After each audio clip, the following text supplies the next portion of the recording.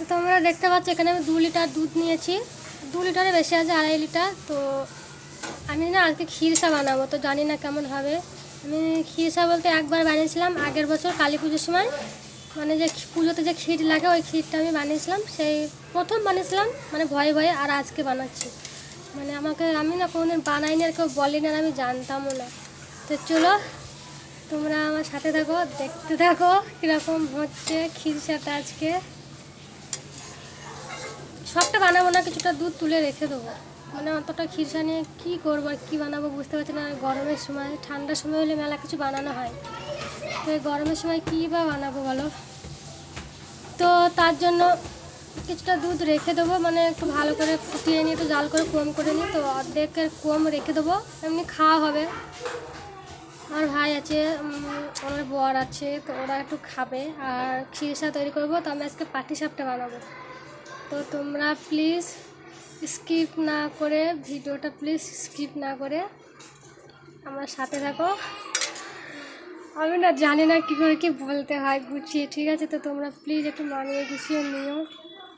আমি তো blog video করিও না সেরকম, খুব ভালো মানে বেশি করিও নি, খুব কমই করেছি।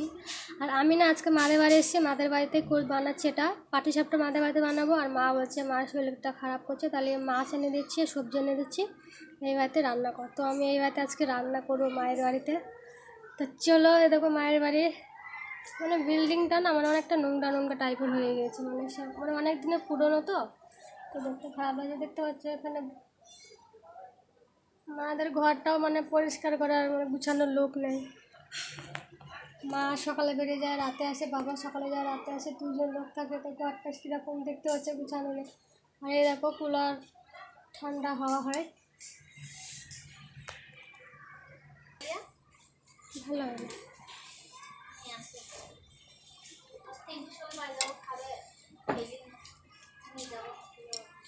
তো দেখতে পাচ্ছ এখানে কিছুটা দুধ আমি নামিয়ে নিয়েছি, মানে অতটা তো দুধ লাগবে না। আর এই দেখো মানে দুধটা ভালোই মানে জাল করে করে নিয়ে নিয়েছি।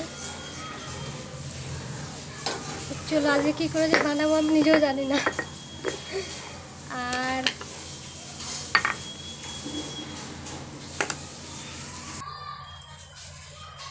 এখানে না আমি কিছুটা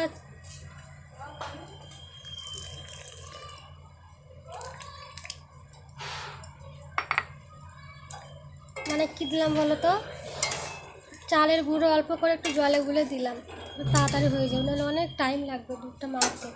আর দেবো একটু গুঁড়ো দুধ, এই যে এটা আমি এমনি দিয়ে দিলাম।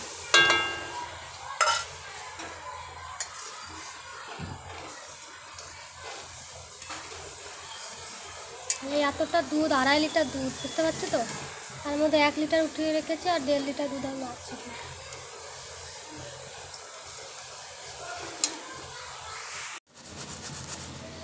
আর আমি কিন্তু এখানে একটু চিনিও দিয়ে দেবো মিষ্টির জন্য।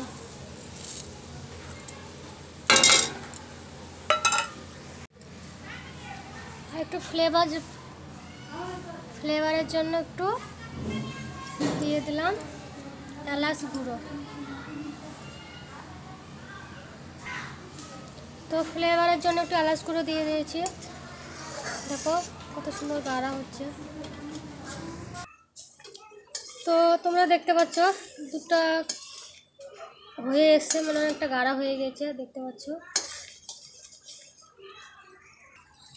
তো গাইস দেখতে পাচ্ছ আমার ক্ষীরসা একদম রেডি হয়ে গিয়েছে, আর একটুখানি হলেই হয়ে যাবে। দেখতে পাচ্ছ হয়ে এসছে। তো চলো এবারটা পাটিসাপটার জন্য যে চালের গুঁড়োটা মানে রেডি করতে হবে, চলো এটা এবার করে দেখাই। আমি না তোমাদের কাছে দেখাতে পারলাম না পাটিসাপটার রেসিপিটা, মানে জানি না ভিডিওটা কি হয়েছে, আমার ছেলে মনে হয় একটু ডিলিট করে দিয়েছে না কি হয়েছে বলতে পারবো না, খুঁজে পাচ্ছি না ভিডিওটা। তো দেখতে পাচ্ছি এখানে মা তারপরে মানে পাটিসাপটা বানানো হয়ে গেছে, আর ওদের খাওয়া হয়ে গেছে। আমি তো ভিডিওটা মানে এডিট পরের দিন করছি, সেদিন করার টাইম পাইনি, রাত হয়ে গেছিলো। তো এরকম শাক মানে মা সব গুছিয়ে দিল, বাড়ি এসে শাকটা কেটে দিল, আমি ধুয়ে রেখেছিলাম, আর মা দেখি কেটে দিয়েছে। তারপরে আমি বললাম তাহলে মা বললাম মাছ কাটবো, তো মা ওদিকে মাছ কাটছিলো আর আমি মানে মাছটা কেটে মা ধুয়ে দিল, আমি ওদিকে শাক রান্না করি। তো এই দেখো আমার রান্না হয়ে গেছে, মাছ শাক একটু ভাত আছে। তো ওরা আসলেই খেতে দিয়ে দেবো, দেখি কতক্ষণ আসছে ওরা। ওরা বলতে আমার ভাই আর আমার বর তো আমাদের বাড়িতে আছে, আমি তো মায়ের বাড়িতে আছি। তো আসুক, ও বাড়ি আসলো একটু আগে। তো স্নান করেছে, আমার তো খেতে চলে এসো, তো চলে আসবে এক্ষুনি।